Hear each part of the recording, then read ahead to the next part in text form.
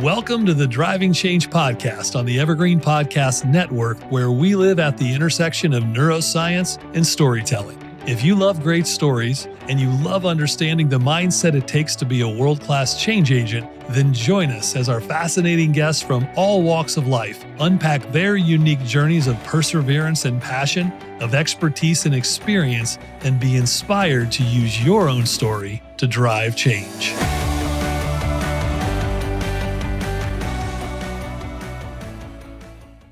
Welcome back, everybody, to the Driving Change podcast. I'm your host, Jeff Bloomfield.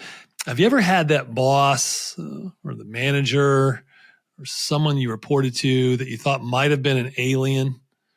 Because they just didn't seem to get it. And, stats still confound me that every year the number one reason people leave organizations is actually not the culture or the vision. It's usually the boss, the manager that they leave. Well, today's expert in this subject is going to actually teach us what one of the biggest gaps in leadership is, and it's how to actually be human as a leader. And this isn't just someone who decided to do make a few phone calls out of her garage and see what different managers around the country were thinking. She actually devoted the last decade plus to her life, getting an MBA and a PhD in this very subject. So Dr. Jennifer Nash is joining us today, and she's a leadership expert advisor. She helps leaders unlock their full potential and elevate their organizations by focusing on what I just said, that human element. She's served clients from Google to Ford to Exxon and on and on. She's a founder and CEO of Jennifer Nash Coaching and Consulting. It's a global coaching, consulting, and advisory firm that connects people in performance, because that's critical, right, to deliver exceptional results. Now, here's the thing. She didn't just show up on the scene here. She's served in executive and leadership roles at places like Deloitte and Ford. She's been an adjunct professor at the University of Michigan. I guess Ohio State wouldn't have her, where she earned her MBA. We'll talk about that in a little bit. She also has taught hundreds of rising leaders at Deloitte University. She earned her PhD in management from Case Western Reserve University, where our beloved Dr. Dan Doherty also got his PhD. And she's also conducted multi-year empirical research on coaching and leadership and the fellowship at Weatherhead School of Business. If you think about this, there's just so much richness of information here. She's also been a Harvard McLean Institute of Coaching fellow. I could go on and on and on, but at this point, you get it. She knows what she's talking about. She's credible. But we're also going to unpack her latest best-selling book, Be Human, Lead Human, and how to connect people and performers. Now, before you tune out, if you're not a leader, we're going to talk about how this applies to you at home as well as at work. Jennifer, welcome to the Driving Change podcast. Jeff, thank you so much for having me. And there's lots to talk about, so I'm excited to dive in. I promise you that'll be the second or third last joke I make about Michigan. I'm sorry. You're in Buckeye country here. We've got to get this right. Oh my goodness. Yes, I know. And I should have worn my Michigan shirt today. I don't know why I didn't do that. Well, if our CRO was here in the office today in the studio, he's working from home today, but he's a big Michigan guy. So all we hear is nonstop Michigan stuff around here, especially when Ohio State's having a down year. And we did get tired of beating Michigan after a couple decades. So we've given you guys the field again, but we'll just move on. Okay, let's move on. Yeah, we'll see how that goes for you guys this year. Yeah, it's going to go well for us. I'm already quite certain of it. So as I told you in the pre-show, our audience loves to get to know the guest well before we really know what you really came to talk to us about. So take us a little bit back. I'm always curious to know where people come from, that origin story, and where maybe little Jennifer started, and what was it about the origins of some of your own values and where you learned them from, and maybe some of the people along the way that instilled some of them that led you to become this person who had this insatiable appetite to help people lead better. Where did that come from? Where did it start? Well, if I go way back, I grew up in a very small town in Michigan, and my parents, were the first to instill, certain values in me of, service and hard work, and sacrifice. And so I grew up with sort of those, Midwestern values. And when I, entered the workforce, I actually had a background in foreign languages and dance and music. And I know you mentioned you were a musician as well. And so the working world to me was a very strange place. And I couldn't figure out why people did the things they did and why they behaved in the way that they behaved, why they said the things they did, why was everything couched in sports terminology. It was a very strange place for me. And, I'd always been someone who was very interested in gathering information and learning and asking questions. And so I started out my, corporate career by observing and watching and listening and trying to figure out, what was my little puzzle piece and how did that fit into this big border of the puzzle, which I never seemed to get the answer from anyone of what is the border of the puzzle. And that helped me realize that, there were some things that were maybe lacking in some of the people that were leading the organizations that I was working in. And it really prompted me to seek some answers to that. And so I kept observing that, over the course of my 25 years in industry. And I got to a point where I tell this story in the book, and it's actually the story that I open the book with, because this story was actually the catalyst for me to continue that formal education, that you mentioned at Michigan and at Case Western. And so if we have time, I'd love to tell you that story to help you better understand, like, how did I get to this place of spending so many years of my life researching this and wanting to understand, how can we help leaders be more human? Well, where were you in the evolution of, so you graduated, and here's this person who's got this natural bent toward relationships, the human element, creativity. You've got all of those sparks of the stuff that, I think you and I probably share somewhat in common. And you get into the workplace and you're like, where is all this stuff? And I don't understand it because it's a very process oriented and almost credibility driven leadership structure. And so where were you and what evolution of your career path? I mean, you probably were picking up tips and hints along the way. What was that kind of an accumulation of you were like trying to conform to the system, yet you didn't feel right, and you started recognizing those puzzle pieces were missing? Like, tell me a little bit about that journey, because you clearly made it up high in organizations, either doing it completely differently or complying to some degree, knowing you were fighting the system of your own kind of DNA. Yeah. I've never really been one for the rules, especially the ones that don't make sense to me or one. So you were a jazz musician. Yeah, I think, I learned that I had to play the game, which I didn't like. I didn't want to do that. But I also learned that if I wanted to get anywhere, I was going to have to play the game, and I was going to have to figure out how to play the game well. And so, I started to look at the people who appeared to be playing the game well and understand what they were doing. And, that involved building alliances, in certain places. It involved getting support from certain, level individuals so that they would be, protecting me and giving me air cover kind of idea. And it really, doing good work and doing great work was, an important part of that journey. So, I had to get up the learning curve very quickly on a lot of different things because they weren't necessarily things that I'd ever been trained in. I just had to figure out how to do them. And there really wasn't a lot of training available. There wasn't a lot of support, from that perspective. So it was just sort of my figuring out, how do I create and design this path that's going to work for me and get me where I want to go, but yet also do it in a way that was consistent with my values and what I believed in. And I think the thing that I struggled with the most, Jeff, was I'm not finding any purpose in this work. I'm not finding a lot of meaning in what I'm doing. And life is so short, and I spend so much of my time at work. I really wanted that gap to be filled. And the more I looked around, the more I realized most people were feeling that way. And I really thought, there's something wrong with the system when people are spending so much time doing something, but yet they're lacking that meaning and purpose, and they're not finding the love and the joy in what they're doing. And I just decided that I really wanted to have that in my own life.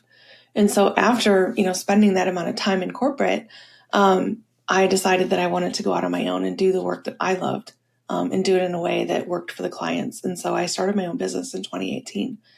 So it was sort of, there wasn't a really, I wouldn't say that there was like a roadmap for me, like throughout, that 25 years. I didn't really have a intention of getting to where I wanted to go because I didn't always know where that was.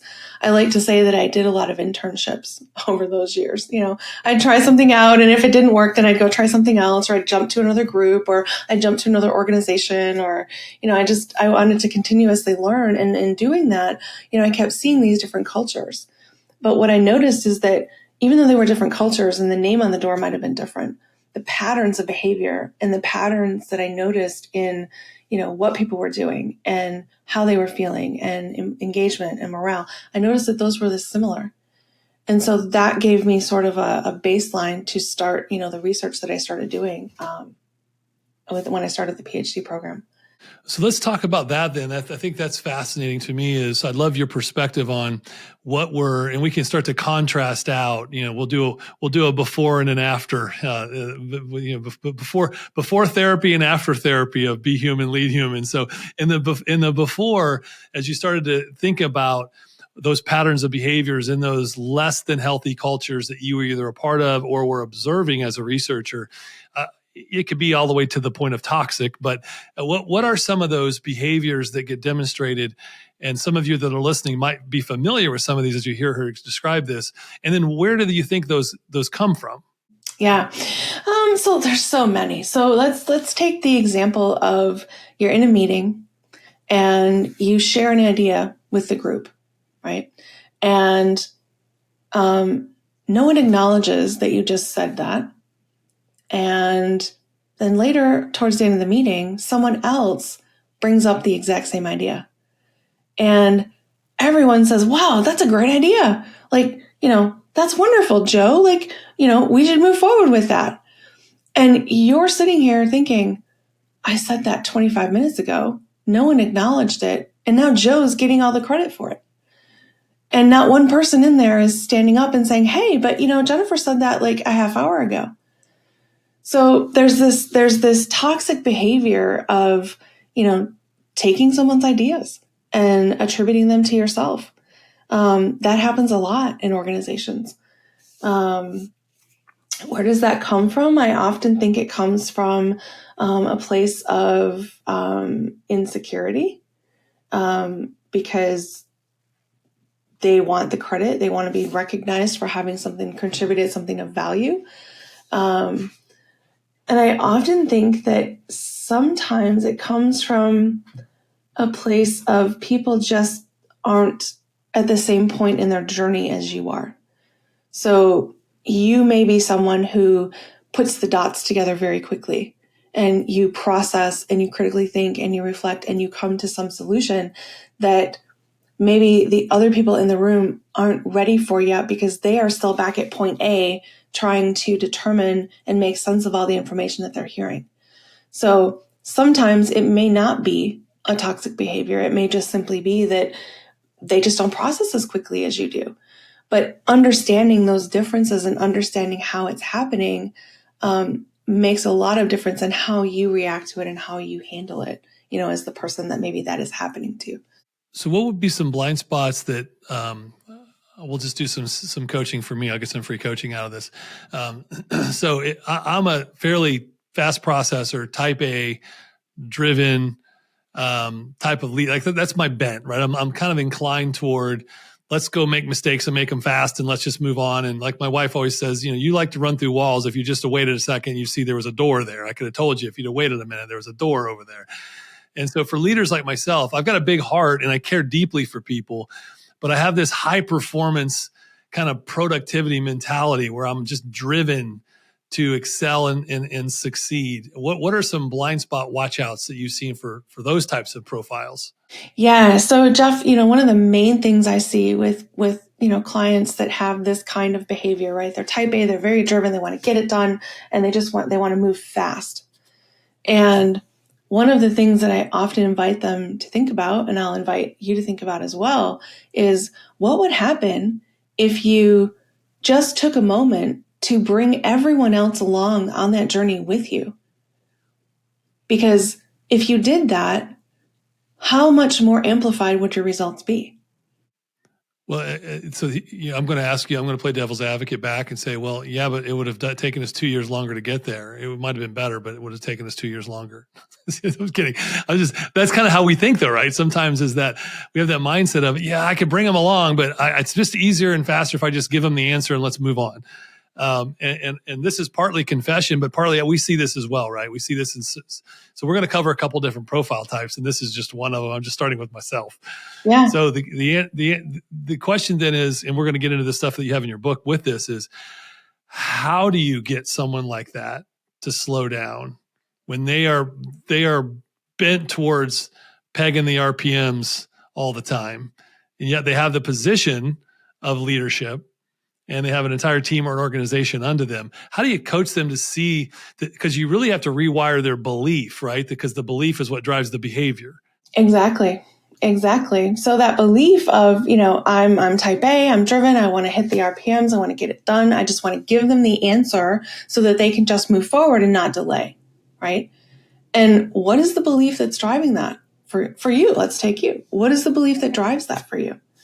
Yeah, I think sometimes for me is I've been doing certain things longer and I feel like I can see things clearly. And sometimes, and this is by the way, this stuff we're talking about, it's just as problematic, I think, in our personal lives, in the way we parent and the way we coach kids' little league teams and all those things as well. Because I've been doing a lot of self-reflection on this over myself the last 5 years, right?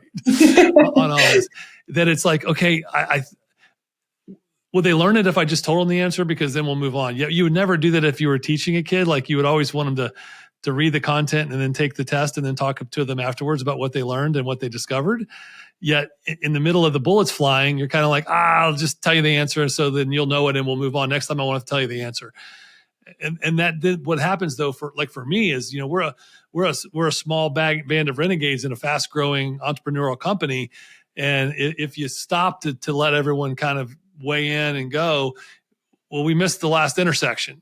So we just got T-boned by the 18 wheeler that I knew was coming. I could have got us through the intersection, but we missed a lot of opportunities to learn along the way and bring people. We know the answer, right? We know the answer, but there's something. How do you help us rewire the belief? Mm-hmm. Mm-hmm. Yeah. So I think I'm still waiting to hear, like, what is the belief that's driving that? That you'll save time, that it'll be easier for them, that you'll help them move forward, but they won't learn. Like, what is the belief that you're holding there? Yes, yes, and yes. No, I'm kind of serious right here. You say that, yeah, we're going to save time. It's going to help them because they'll learn faster, because give them the answer, and we'll get to results quicker. Mm-hmm. Those are the beliefs, faulty or otherwise, that tend to happen, I think, in our mind. I hope my team doesn't go back and listen to this episode, by the way.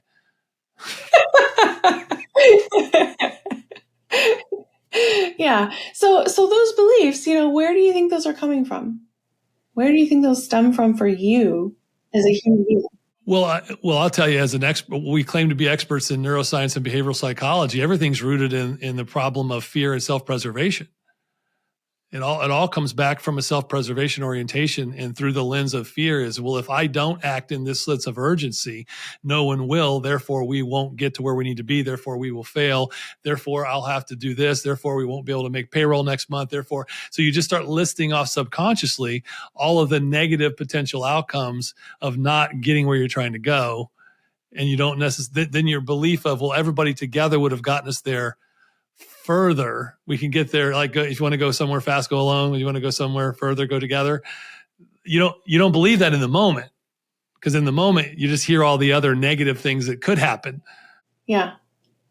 So it sounds like there's actually an opportunity when those things happen in the moment. There's a moment between that stimulus and response where you have that choice of how you're going to react in the moment and the behavior that you're going to choose.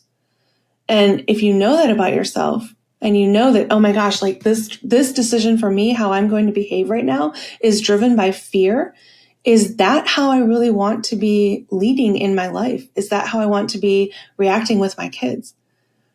What is it that's driving that fear for me? Where did that come from, that is popping up for me in this way now? So this is really good, and we see this a lot in our clients as well. And I'll just keep I'll keep being the punching bag here. So it's part of the EI content, right? It's that emotional intelligence of having that self-awareness in the moment, and then being able to regulate that emotion appropriately. Mm-hmm. Exactly. Yeah. And so maybe there's an opportunity to, help do that emotional self-regulation. Maybe it's a breathing activity. Maybe it's literally a 5-second breathing activity where you go,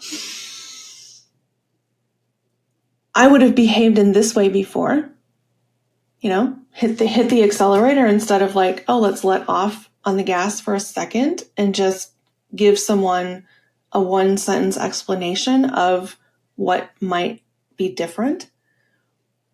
Instead of, okay, what am I going to do this time?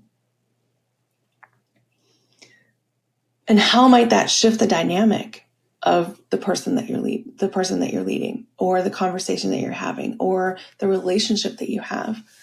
How might that shift the outcome?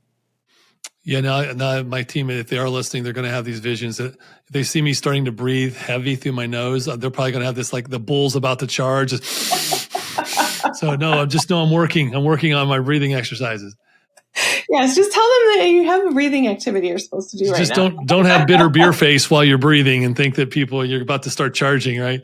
Right. Well, I like your opinion on something else on this topic, because this kind of gets into what you really found in your book. One of the other tactics that I've personally been trying, and we try to coach a lot of other leaders on, is in that moment when you have that recognition, is when you do that pause and you're able to gather yourself and process that emotion, is rather than make a comment, ask a question. What are your thoughts on that? Yep, absolutely. And it's one of the things I talk about in the book, right? There's a stance between advocacy and inquiry. And, it sounds like what you're using as you go forward with, the pedal to the metal is, the advocacy approach, right? Here's what you should do. Let's go do it. It's going to move us forward really fast. As opposed to the inquiry approach, where you're seeking to understand and using a little bit more of a beginner's mindset. That can help the people around you feel like they have agency and feel that they are more empowered, and that you actually trust them, you respecting their opinion and their voice, and it may improve the quality of the outcome, because maybe you do have the answer, but is it the best answer? Is it the right answer? Is it the answer that will deliver the desired optimal outcome for everyone? I don't know. I think it depends on the situation. So what happens when there are more voices in the conversation? That's really good. If you were to give advice then for when you think about all the managers that you've observed and the cultures you've been able to research, that idea, and I'll call it a myth because it is, that managers and or leaders, they're not the same thing. We know that, but that they're supposed to have the answer. Like that they're the credibility factor, right? Where they have to be bulletproof and have the answer, because if they show any type of vulnerability that they might not know the answer to something, whether it's through inquiry or otherwise, they're going to look upon as weak, like they're not qualified for the role. Have you seen that in your research, that comes out in those maybe negative cultures? So yeah, I think in some of those, especially the toxic cultures, there's a definite propensity to think that if someone doesn't have an answer, that they appear weak. And I think one of the goals that I have for this book and for these kinds of conversations and podcasts is to invite people to think a little bit differently about the role of a leader. The role of a leader is evolving, and it's no longer a command and control type of position. COVID shifted so many different things in the world, and there were so many negative consequences of COVID. But one of the positive consequences was that it is an invitation for us to rethink how we lead in this new world of work.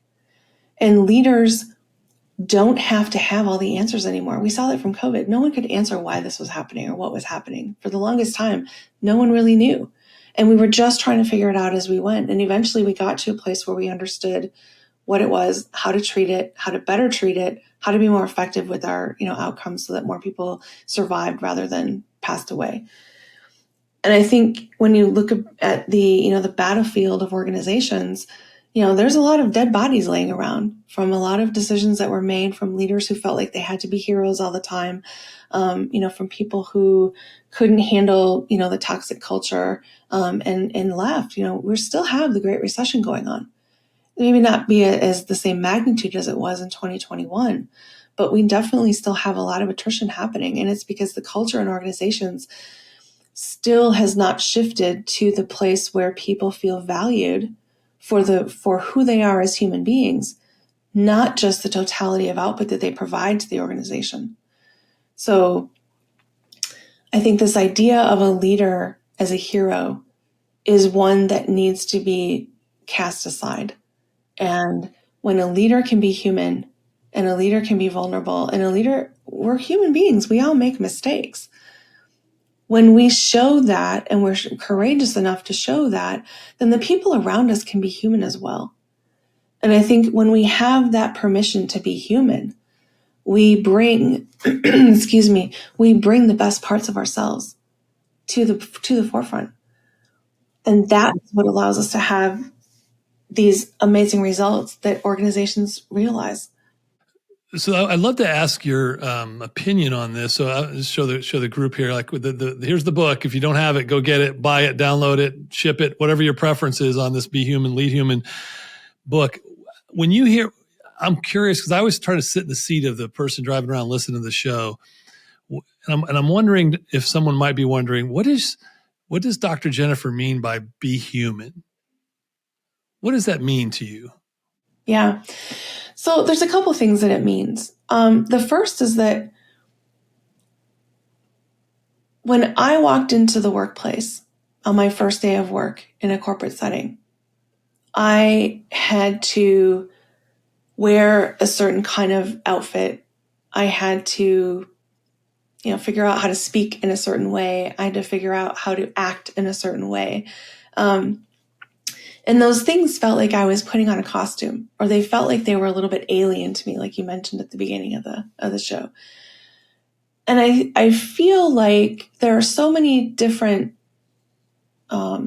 indicators that we get when we walk into the workplace that almost demand us to put that human element of ourselves aside and put on that professional persona, or put on that, that suit, if you will, the suit of armor that we have to act with and behave with.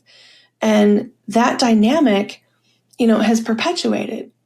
And then COVID hit, and all of a sudden, these carefully erected walls that we had came crumbling down when people were on Zoom calls and the blur feature hadn't been invented yet. And so, you see the dogs running in the background and the kids running on camera and, the cats walking across the keyboard. And, you realize that here is our lives, displayed in all of their messy, messy beautifulness. And we are all just human beings trying to do the best we can to get through the day. And yet when we walk into the workplace, we're expected to be perfect. We're expected to have all the answers. We're expected to, not show vulnerability. We're expected to be strong all the time. We're expected to shut off emotion. And we're human beings. We're emotional creatures. We're social creatures. We need connection. We need interaction. We need relationships. And so there's this dichotomy there. And, it just kept occurring to me that leaders are expected to sort of be inhuman because they're expected to be superheroes. And so if we can invite leaders to be human at work and show their human side, then they will lead human, they will lead humanely, and they will lead other human beings. And so that is actually where the title of the book came from. Be human, lead human. So let's get into it then. I love it. Give us, obviously we don't have 3 hours to go through this. It would take us 3 weeks to even unpack a chapter in your book. Give us a little bit of that then now, because I love what you share in that Dr. Dan does and Dr. Boyatzis and Tony Jack and everybody else we've talked to, Ellen, all the ideas around the core essence of being human as a leader begins with values. And that seems like the starting point of really identifying a lot of, from a self-reflection standpoint. How do you coach a leader manager today who we need to be the leader of the future to create this, to really, to take off the armor and say, this is how we're going to help you create that place of safety you feel, because we're going to start with a core essence of values. How do you walk someone through how to do that? Mm-hmm. Yeah. So, one of the first things that I talk about in the book is that who you are as a leader has everything to do with who you are as a human being. So what is important to you outside of the workplace, the values that you hold, the beliefs that you have, those are the things that are going to manifest and show up for you as a leader. It's not like you leave half of yourself at the office door when you walk in. And so oftentimes I find that there's this, leaders and managers have this belief that they have to separate the personal and the professional. And, I often invite them to think about well, how are you separating yourself into two people? It doesn't work that way. And so let's start with addressing that belief first. Because if you still believe that there's a distinction between who you are as a person and who you are as a professional when you walk in the door, then we're not going to get very far with your values exercise. So let's talk about that part first. And then once we resolve that, now let's talk about the second belief that we need to address, which is leaders lead other people. And if there's anything that I have learned in my 25 years of working and then, 5 years of being an entrepreneur, it's that leaders have to lead themselves first before they can lead other people. And so that then opens up the conversation for how do you lead? What is I call it in the book, I call it your internal GPS. What do you use to make the decisions that you're making every day? How do you decide which direction to go or what's important or how you want to take that next step in your career journey? What are the values that are guiding you in that way? And so in the book, I walk the reader through, how to assess what those values are and then walk them through a prioritization exercise. So at the end of that, they come out with a list of very clear values that they've articulated for themselves, that they understand what they mean, and they understand how those are guiding their decision-making and judgment in their position, in their life, leadership, and career. And there, to your point, there should be wholly universal to that person, right? It isn't that you have. I like to joke around that when you ask someone, "Hey, you know what? If you only had one sentence to put on your tombstone that encapsulated everything you thought your purpose was in life, what would it be?" And they'll come up with some really profound. I was a great dad who loved to serve others and give back to people or whatever. They come up with some really amazing. I was like, well, why do you don't get two headstones? At the end, you don't get a professional one and a personal one. So why did you instantly go to your personal one? Because that's really what matters, is the core essence of who you are as a human. And to your point, and the life that you lead has to be reflective of your true core calling and purpose, which starts with those values. It just happens that they also translate to the workforce, whether you want them to or not. You just learned how to professionalize them and turn them into some corporate speak to where they don't even sound human anymore, right? Exactly. Exactly. It's like, remember that Dilbert, oh my gosh, there was a mission statement generator that used to be online that for Dilbert, I don't know if you ever tried that. That was awesome. Yeah, that's right. It is though, right? Because it'll turn your emotionally connecting, empathetic, true self into, Jeff believes in integrity and honesty and work champion, blah, blah, blah, champion cause for the acceleration of the vision of the company mission. And over here, it started with Jeff cares deeply about puppies and people and adoption. And how did this turn into this? This doesn't make any sense. Yet that's what we tend to do, right? And I think that's kind of what you're talking about in your book is in leading yourself first is number one, looking in the mirror and having a really good, honest conversation about who you really, truly are. And that's my next question. I mean, I could go for days on this, but I find that for many times leaders, because they really don't truly believe in themselves at their core essence, they've got so much self-doubt and imposter syndrome that it's hard for them to break through that shell of self-doubt to really let themselves go back and say, this honestly is who I want to be. It's who I really am. But I've built so many thick layers over it, I don't even see it anymore. Do you see that? So many times. I was working with a client who, was telling me how, and actually this might resonate. He was telling me how, everyone around him wouldn't listen to what he had to say. He had all the answers and they just wouldn't do what he wanted them to do and take his suggestion and move forward. And he was at a high level, in a consumer products industry.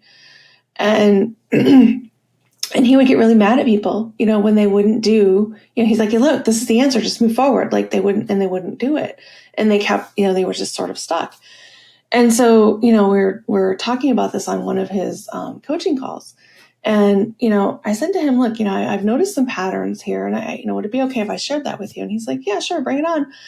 And so I said, you yell at the people around you. And actually you've been yelling at me on our coaching calls. And by the way, I don't appreciate that. You get angry with people and you chastise them in front of people in the office. And you wonder why you're losing people on your team. What is going on with you? And all of a sudden I feel the silence, the radio silence. And he's pushed back from his desk. And here's this guy who's like this, very military, person. And he's crying. And I said, so tell me what that emotion is about. What's going on? And he said, well, I just realized I'm a blank. And everybody knows it but me. And I said, is that all? What else? Because he's still crying. And he says, I just realized that the way that I am treating my employees at work and my colleagues at work is the way that I am treating my wife and my children. And I don't want to be that guy. I don't want to be that person. And can you help me? And it was from that moment that we were able to then make some progress, in his coaching. And he, to this day, he saved his marriage. He has a different relationship with his children. And, funny enough, he ended up getting promoted at work because he shifted how he showed up and interacted with people at work. And it was all through that first part of leading himself and having that self-awareness of who he is and how that was coming across to people and the behaviors that he was choosing and the beliefs that he held that drove those behaviors. And so until he got to that point where he was actually leading himself first, he couldn't lead other people effectively. It's so true. And it's so good. And by the way, I feel like, I don't know if you agree or disagree on this, but he had a breakthrough, obviously, and the breakthrough is what led to the willingness to change. And sometimes we all have to reach that point.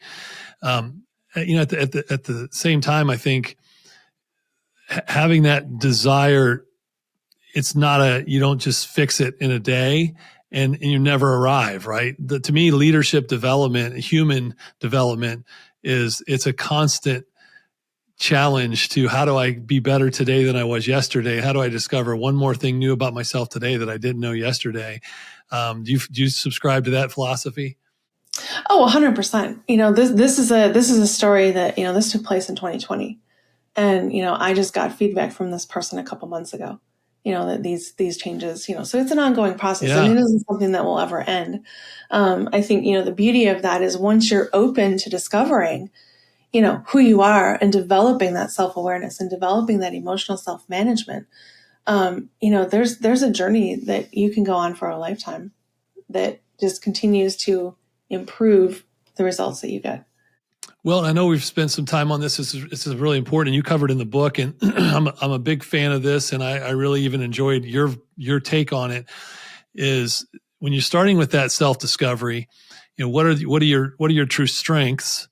What are you good at, and what do you really enjoy doing? And when you overlap those, And then when you look at it through the lens of, okay, you discovered a handful of good strengths and you gave lots of tools in the book to go find those out. Then it's like identifying sometimes when the strength can be also become your kryptonite, right? Yeah. And knowing what that looks like. And if you're speaking to leaders right now that are listening, how would you coach them through that? The both discovering your strength and operating within it, but also the times we get a lot of this. We get a lot of leaders saying, "Yeah, but my strength doesn't always fit with my job description." And so I've got to do all these other things over here that I don't enjoy doing or I'm not very good at, but I have to because they're part of my requirements of my role. So can you put the tension between those two together of discovering your strengths and what you're really good at and enjoy doing versus what has to be done because you've been expected that this has to be done? What advice would you give those leaders? So is the question actually like, how do I coexist in those two places, even when I don't enjoy some of the things that I have to do for my work? Yeah. Yes. Yeah. Yeah. Well, in an ideal world, you would design your job so that you have the stuff you love to do and you outsource the rest of it. Being an entrepreneur, you can do that. But, if I think back to when I was in the workplace, there were things that, I was super good at, but they were things that I hated doing, but yet people kept sending them to me because I was so good at it, And so I had to figure out how to deal with that because I wanted to spend more of my time doing the things I loved. And so, for me personally, I would seek to find someone that was in my circle who either needed a stretch assignment or wanted a stretch assignment or wanted something that would, help them grow and develop their skills. And if I could, I would, turn over that task to them and then oversee them and coach them through that so that they would learn. And then I had the ability to also grow because I was helping someone learn, do something. Sometimes I wasn't able to do that. Sometimes I just had to suck it up and do it. And that's not much fun. But I think there is an opportunity when someone comes to you and says, hey, I have this new task or I have this new project and, this is what it's going to involve. I think asking the questions so you understand what's going to be involved. Is it strengths and things that I enjoy doing? And if it's something that I'm really good at, but I don't enjoy doing, is there an opportunity to say no? Because sometimes I think we're afraid to say no. And I think that also becomes a question of, what are the values that I'm using to guide this? And is it something that is fear-based? If I say no, well, then maybe they won't think that they need me anymore and they'll let me go. Or trusting that if I say no, and here's why, and here's who I think would be a great solution to handle this, could be an option. That would be a great workaround, for you and for this other person. Yeah, that's great, and I think everybody's role, obviously, everybody's situation is a little bit different. But I think of it in terms of, this is probably going to be a bad analogy, and you can coach me out of it. I really enjoy a great grilled prime rib with mashed potatoes and a big glass of Cabernet. I really enjoy that. I think I'm gifted even at eating and participating in the consuming of that meal. But I don't necessarily love, standing in prepping the meat, going to the grill, standing over the hot grill for an hour, preparing the meal, and then doing all the dishes and all the things that go along with cleaning up after the meal. But they have to be done, right? And so to me, I think of it in terms of, well, can you find those places? Like when I'm doing the thing I don't love to do in the role, let's say the dishes. Well, I love to songwrite. So can I start in my mind while I'm doing the dishes? Can I do something creative? Can I have a great tell stories to my kids? Can you figure out ways of incorporating some of the things you are good in into the stuff that you're not? And that's again a very narrow focused analogy, but I think that's another way. Sometimes we don't think about creative ways of bringing in the things we're good at into the environment of the things that we think are just, these are menial tasks. And to get practical, I think about when I started this business, I am a creative. I love that side of me. I am a performer. I love the keynote speaking. I love the authorship. I love writing and I love the stage. And so here all of a sudden I had to learn finance. Yeah. And so for me, it was okay. Well, this isn't a nice to have. This is a must have. So I will throw myself into the world of finance, and it turned out I ended up enjoying it after a while because it was helping me put together this vision for this other thing I was trying to do. It wasn't a gift, it wasn't a strength, it wasn't a skill, but it started to become one because I was willing to put a little bit of effort into it without compromising my other strengths. So I guess that's kind of one of my other questions is have you seen leaders be able to evolve in some of those areas where maybe you just didn't think that you liked it, but you started to lean into it and found that you were pretty good at it? Mm-hmm. Yeah. I think there's always that opportunity, to discover something that you didn't know about yourself before. And I'm not saying that, oh, you should always just like try to outsource everything that you don't like doing. But I do think it becomes a question because we have limited time and we have limited resources. So where is it that you want to focus that time and energy? And do you want to spend disproportionately more of your energy and, emotional labor working on something that you may not be very good at the beginning? We're not all experts when we start out. And so you may discover along the way that, oh, I've got this really great passion for this. And, I love to paint. I'm a terrible painter, but I love to paint. And so I've given myself permission to be horrible at it. And it's sort of liberating in that way. But am I going to be Van Gogh or Matisse? No, absolutely not. But it's something that I enjoy doing. And, I may find that a few of the techniques that I learn during learning how to paint might be applicable to something else in another strength in another area that I can bring that creativity to and think about it in a different way and come up with a different solution. So to me, it's always sort of like an interconnection. Yeah, makes perfect sense. Well, again, we're just scratching the surface. What you are an artist in is you're an artist in helping leaders paint a better future vision for their life. And you've done so in this book, Be Human, Lead Human, How to Connect People and Performance. Where else can folks go to learn more? Because, I just did such a disservice. There's so much gold in this book. Now, the good news is we've teased it enough that I think people didn't think they got the book just in this podcast. They're going to have to go read it now. So that's the good news. The bad news is I don't know that I even did it justice to what you put in this book, which is amazing. Where can we find out more about you, your speaking, your consulting, your workshops, also your book? Tell us a little bit more where the audience can find you. Sure. So if people would like to learn more, they can go to my website, which is drjennifernash.com. It's drjennifernash.com. And all the information about the book is there. All of my consulting and coaching work is there. They can also, which we didn't touch on, Jeff, but they can take the Human Leader Index online as well, which is in the book for a paper and pencil version. But they can take the online one at my website as well. Can I clarify real quick on that? So I think that's a really important point. The Human Leader Index assessment, that's normally these things are hundreds of dollars if you could take any of them.